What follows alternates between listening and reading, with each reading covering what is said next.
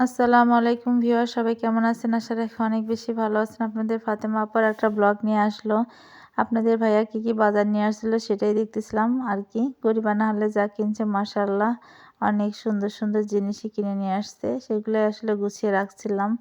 আর আমার ছোট্ট মারিয়াম আমার পাশে পাশে তো সবসময় থাকে। ও হচ্ছে দেখতেছিল কি নিয়ে আসছে না নিয়ে আসছে এটা আর কি। তো শীতকালীন যে সবজিগুলো তার তো প্রচুর পরিমাণে দাম। এখন তো দাম ইদানিং কমছেই না আর কি করা। তো সাশ্রয়ী মূল্যে আসলে কবে হবে জানি না। আর যখন হয়তো সাশ্রয়ী হবে তখন এই সবজিগুলোর তত একটা স্বাদও লাগবে না। যখন দাম বেশি থাকে মনে হয় সেই জিনিসের আসলে টেস্টটাও মনে হয় একটু বেশি থাকে। যাই হোক, লাউ শাকগুলো নিয়ে এসেছিলো এত তরতাজা। আর ভাবতেছি লাউ শাক দিয়ে একটা মাছের চচ্চড়ি রান্না করে খাবো। প্রায় সময় তো ভাজি রান্না করে খাওয়াই হয়। তো এদিকে আমি কাটা বাছা সব কিছু করে ধুয়ে নিচ্ছিলাম মাছ মাংস যেটাই আর কি। যেহেতু আমার বাসায় কোনো হেল্পিং হ্যান্ড নাই বা কেউ নাই, আমি সমস্ত কাজ নিজেকেই করতে হয়। তো আমাদের রান্নার রুমের না বেহাল দশা। বাড়িওয়ালা হচ্ছে সম্পূর্ণ বাসা টাইলস করেছে, কিন্তু এই ইউনিটটা কোনো টাইলস করে নাই।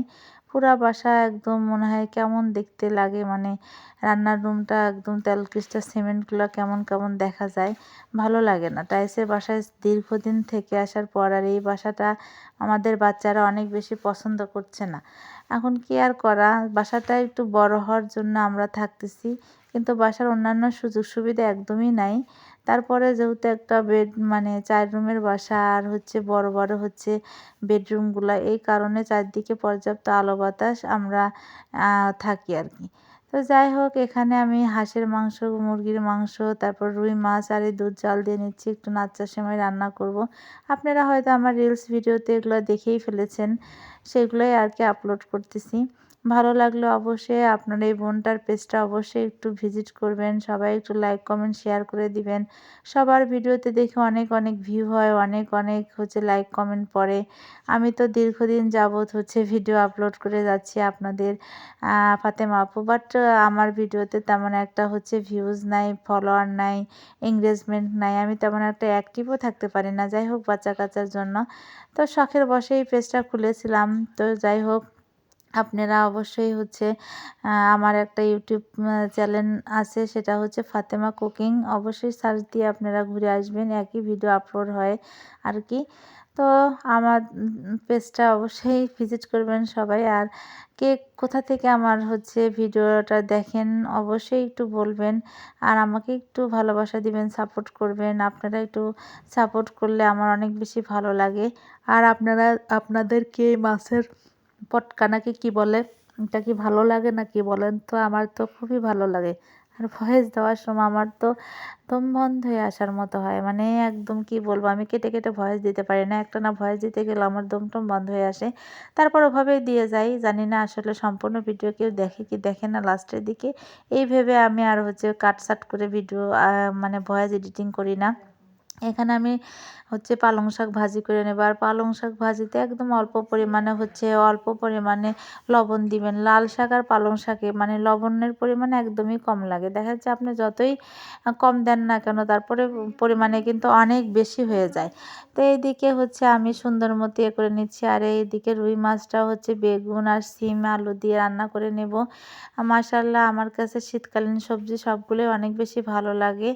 তো আপনারা কার কার ভালো লাগে অবশ্যই একটু কমেন্ট বক্সে জানাবেন। আপনাদের এই আপু অনেক কষ্ট করে একা একাই ভিডিও করে, একা একাই এডিটিং করে, অনেক বেশি কষ্ট।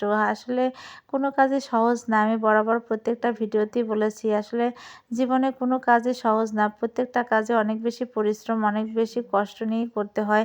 আর এদিকে দেখেন আমার হচ্ছে তরকারিটা কষানো হয়ে গেছে, একটু ঝোলের পানি দিয়ে দিলাম। দেন এখন মাছগুলো ভেজে রাখা আছে, সুন্দর করে দিয়ে দেব, দিয়ে একটু বলক তুলে নামিয়ে নেব। এর সাথে যদি আপনার হচ্ছে কুমড়া বড়ি হতো অনেক বেশি মজা লাগতো। যাই হোক, আজকে যেহেতু নাই কি আর করা, অন্য একদিন আবার কুমড়া বড়ি দিয়েই মাছটা রান্না করে খাবো। টমেটো কুমড়া বড়ি এগুলো দিয়ে রান্না করলেও অনেক বেশি ভালো লাগে রুই মাছ। আর মাছের মধ্যে আমার রুই আর কাতলটাই বেশি ভালো লাগে, বড় মাছের মধ্যে আর কি। আর হচ্ছে হলো ছোট মাছের সব মাছই আমার অনেক বেশি পছন্দ হয়। তো যাই হোক, এখানে আমি হচ্ছে হাঁসের মাংসটা সুন্দর করে সমস্ত মশলা দিয়ে করে রাখছি।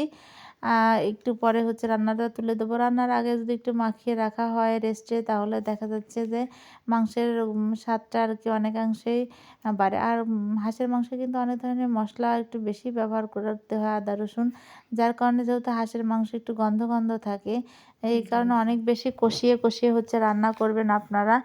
আমি যেভাবে পারি সেটাই আর কি করি আর চেষ্টা করি সুন্দর মতো রান্নাটা করার। এই যে সুন্দর মতো মাখিয়ে রেস্টে রেখে দিলাম। কিছুক্ষণ পরে আসলে মাংসগুলা রান্না তুলে দেব। আর এদিকে মুরগির মাংস একই প্রসেসে আমি মাখিয়ে রাখতেছি। আর বেশিরভাগ সময় আমি এভাবেই রান্না করি।